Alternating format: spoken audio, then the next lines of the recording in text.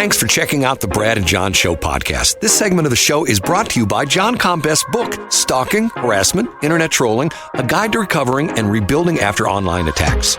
It's a great reference if you've ever been the unfortunate target of a social media attack.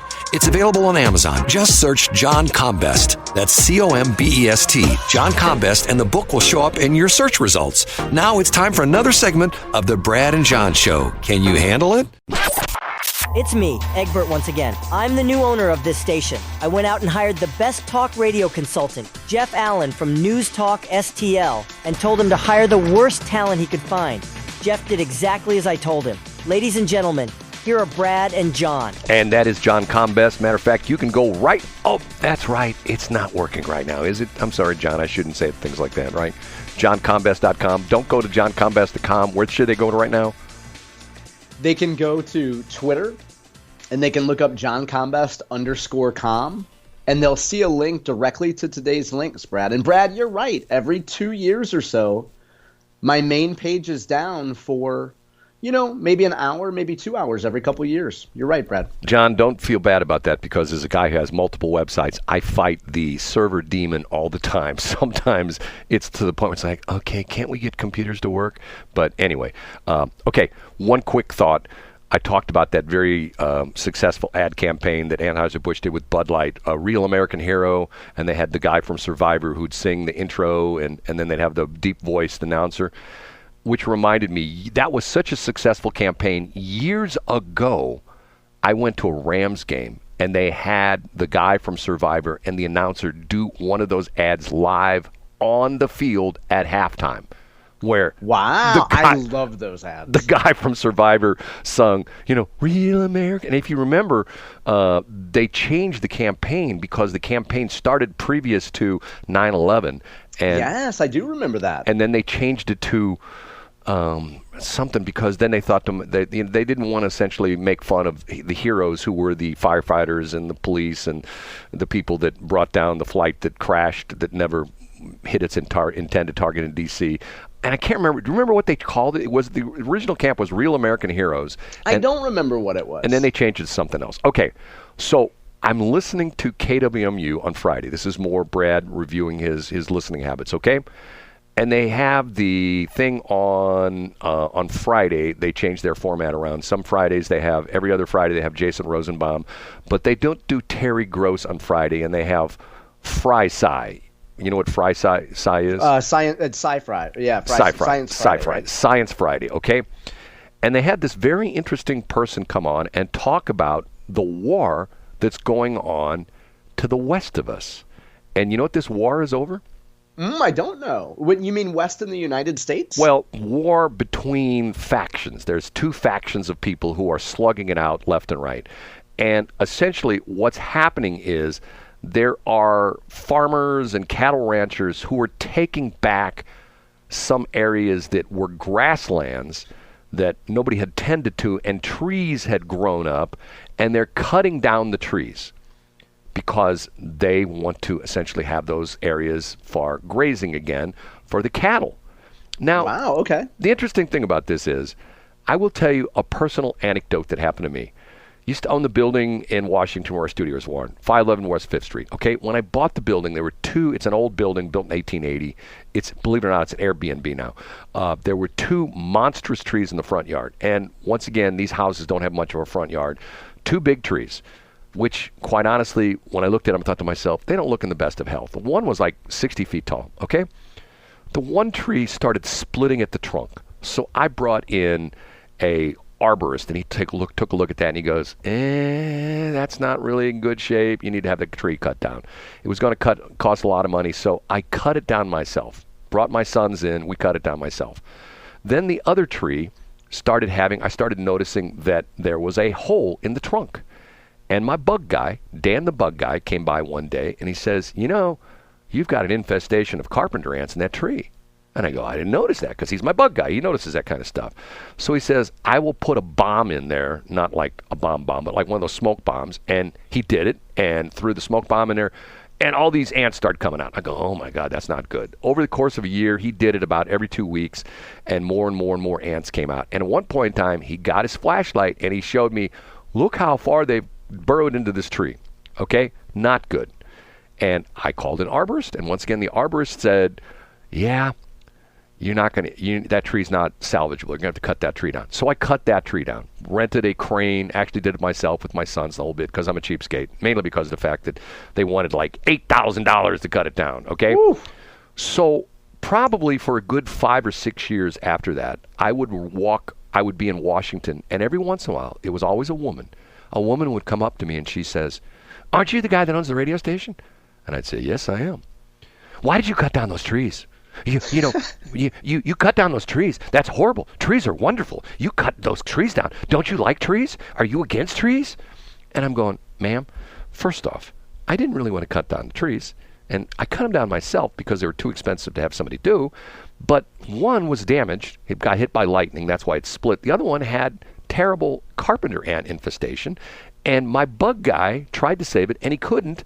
And my arborist dude said the tree's beyond help, so I cut the trees down. Well, that's no excuse. And I'm going like, oh my God, you think that like you think I was like Christy Noman, I shot my puppy or something like that. Yeah, you know what I mean? yeah. So the argument on KWMU is the tree huggers are going after the guys who are cutting down the trees on what used to be called the grazing land. Now, here's where it gets interesting. The scientist tells the story of the reason that even before the guys who were grazing the cattle ranchers were, you go back to the 1800s, even before they were grazing their herds of cattle, and if you watch Yellowstone, you know what I'm talking about. They were grazing their herds of cattle out there on these grasslands. Do you know why there were grasslands? Why is that? Because the Indians did that. And they talked about the Indians repeatedly started fires to burn off all the vegetation from the grasslands so that guess what could come back and eat the fresh grass? Cattle. The buffalo. Remember the Indians? Oh, yeah. And you remember what happened to the buffalo? The United States, when the hunters came over here, and they killed all the buffalo off because the ranchers didn't like buffalo because buffalo meat apparently is not really good. It's stiff and not good in the whole bit. So the scientist guy essentially was saying that and here's the interesting thing. This is his conclusion, that Europeans, for the most part, and what are we? What country are you from? What's your heritage? I'm from Ireland. Okay.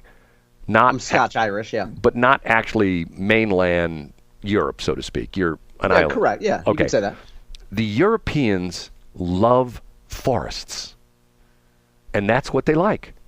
So when they come to the United States, they don't like the fact that there are areas of the West that have, grazing areas. They want to well, too bad. They want to plant trees everywhere. So the point being that what people are saying is, and this is interesting because the historian, this is like a scientific historian dude, was essentially saying that the ranchers are, what they're doing is they're taking it back to the time of the Indians. The Native. Well, isn't that what we're supposed to do as a culture, Brad? Aren't we supposed to be, recognizing and respecting the practices of our indigenous people? 3 answers to that: yes, yes, and yes. And the idea behind, I'm thinking to myself, no, hold on a minute, no, isn't this interesting? And the scientist goes on to explain how the European culture came to the United States and planted trees that, to a certain extent, were not essentially, They didn't need to be there. They were weeds, Brad. They were plants out of place. Right, just like you and I talked about that last week. Yeah. Missouri has the 19 lists of, Missouri and Kansas has a list of 19 illegal weeds to have in your yard. And the sweet gum tree is one of them, dang it. Well, and the Bradford pear, because for a while, all the subdivisions in St. Charles County, you can tell the age of the subdivision in St. Charles County because if it still has Bradford pears that haven't split or fallen over, that subdivision was built in some time between like the 80s and the early 2000s because they were still planting Bradford pears. And if I'm not mistaken, I think the Bradford pear has been put on the list of essentially ban trees. Isn't that on the same Yeah, list? and the state of Missouri will pay if you want to have them chopped down. They will give you a brand new tree. They're trying to eliminate. They, of course, being governments, are trying to eliminate them. You know how I feel about sweet gum trees, Brad, and gumballs. Like, they are the bane of my existence. Do you know how many times there have been people that end up with broken arms and broken legs while tripping over sweet ball or sweet gum? Absolutely. And you step on one on a patio, it doesn't matter how fit you are or what your ankle tendon strength is. Right. Like, I've come very close to falling before. Or breaking an ankle, or yeah, of course, falling and getting concussion. Talk about not seeing something through. As Brad Hildebrand would say, the law of unintended consequences. Let's give every new homeowner the choice of a tree. Maybe they'll pick the sweet gum tree. Aren't they beautiful? They have shade. You don't want those trees.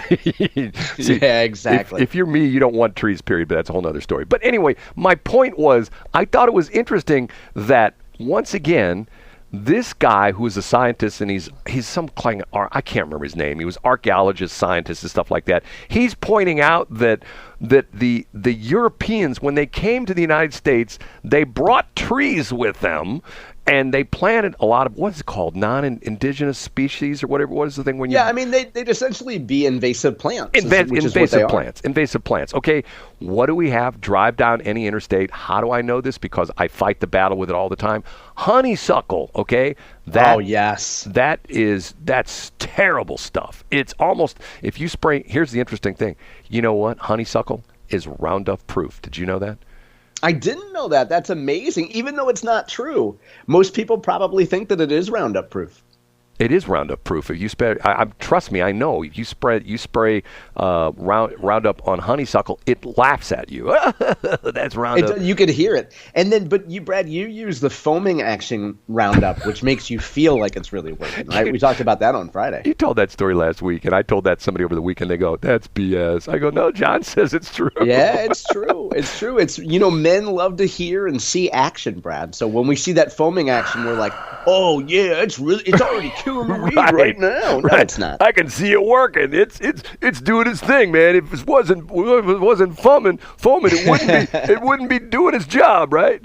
Hey, but you know what? The guy that sprayed stuff in his yard for a few years is definitely more of an expert than a plant scientist and a toxicologist and somebody who's done it their whole career. So always trust the neighbor that says that it's BS. Don't trust the scientist, Brad, that helps develop the products. Okay, now, I'm going to bring this last thing we'll talk about right now, and I am not bringing this guy up to essentially sully his reputation, but I'm going to bring up the name of a guy. The guy's name is Sean Burroughs, Burroughs. Do you know who he is? No, I don't. Unfortunately, he died last week. Sean Burroughs was a phenom when he was a young boy. Matter of fact, for 2 years in a row, he was the pitcher that won the Little League World Series in 1992 and 1993 for Long Beach, California, okay? At 12 years old, he appeared on The Late Show with David Letterman after the second championship. Burroughs would later return to the team to coach his son, okay? Burroughs went on to play on the 2000 Olympic team, which won a gold medal against a highly regarded team from Cuba in the 2000 Olympics. Even though America is, baseball, the authorities, all the odds makers said, there's no way the Americans are going to win a gold medal. They're going to at best get a silver medal because Cuba's going to win the gold medal in the Olympics. No, the Olympic gold medal went to the team with Sean Burroughs. Sean Burroughs went on to play baseball for several teams. He was a pitcher, played for the Diamondbacks, played for the, it's actually sort of sad. He played for, I think, the Diamondbacks for 2 or 3 years, then left the game for a while, and I will tell you why he left the game for a while. Came back, pitched for the San Diego Padres, okay? At age 43, he was taking his son to a Little League practice, went out to the parking lot to get in his car, put the keys in the lock, fell over dead of a heart attack, okay? Oh, no. Do you know why? No, I don't. They have not had the official autopsy yet, but cocaine. Oh, no. And I'm not making this up. I've told the story that my early years in the radio business, not that I was like Mr. Nerd Butt, what I guess I was, because I didn't do any of the drug stuff that all the other guys were in. How many of the guys that I worked with who were heavily into the cocaine scene back in the day have passed away at a relatively young age? And once again, remember who was the highly touted? He was like a high school Len Bias. Len, okay, and that was the deal, wasn't he? Like recruited by every university in the country, and they wanted to play basketball for him, and he was sort of like the LeBron James of his. I think he got signed by the Celtics. I think that's who drafted him. Right. Len Bias, and that was around '86. I think I was in second grade. I think when that happened. You got a great memory, and remember what killed him? What killed him, John? Cocaine. Exactly. I'm telling you, this is your Uncle Brad. And you kids are in the car right now, your mom driving you to school. Uncle Brad, listen to Uncle Brad carefully. Drugs are not your friend. Yeah. And your heart is a muscle. And why would you put your heart through, as I understand it, the effects of cocaine on a muscle like that are just, God, it's terrible. And I remember the Len Bias case I remember reading about too, because he started doing it, I guess he was on a recruiting trip. And back in the 80s, if you wanted to get a recruit to come to your school, I guess you gave him drugs and girls, right? And that's, and beer and whatever. And I think that's what he said I think that's when the trouble happened. Right. And once again, like Gary V said earlier, we've gotten too soft. We've gotten too soft. Yeah. Things have gotten too easy for us. And when these school teachers start talking about 4-day school week, I say we need 6. Monday through Saturday. John says 1 day a week. Yeah. Sunday school. And I will say, I don't talk about my offspring very much for privacy reasons. But yesterday, a beautiful young girl reminded me that on Saturday, kids in China would be in school. Now, do you know where she learned that fact? She learned that from John, me, and good old Uncle Brad from the Brad and John Show. Because they go to in China, they go to school 6 days a week. They do. And once again, look at the test scores in China. Look at the test scores in the United States, and the teachers, 4 days is fine. And then you get 4 days, and it gets down to 3 days. And Dave Ramsey's happy because Dave would say, well, you know what? That school teachers 4 days a week would be great because that gives them 3 days to invest their money and make even more money because they're all millionaires. Man, and what Brad and I call that is ancient Chinese secret. No, you know what we really call that, John? What do we call it? There's a thing we really call that, and what we really call that is... I don't even know where to start from all of the things that have been said that are just wrong. That's... Was that Mary Elizabeth? I couldn't hear it on my end. Oh, you couldn't hear? Hold on a minute. Here, I'll do it. Now you can hear it. I don't even know where to start from all of the things that have been said that are just wrong. There you go. You heard it right. She's our muse, Brad. Our muse. Say goodbye, John. See you guys tomorrow. Thanks for checking out the Brad and John Show podcast. This segment of the show is brought to you by John Combest's book, Stalking, Harassment, Internet Trolling, A Guide to Recovering and Rebuilding After Online Attacks. It's a great reference if you've ever been the unfortunate target of a social media attack. It's available on Amazon. Just search John Combest. That's Combest, John Combest, and the book will show up in your search results. Now it's time for another segment of the Brad and John Show. Can you handle it?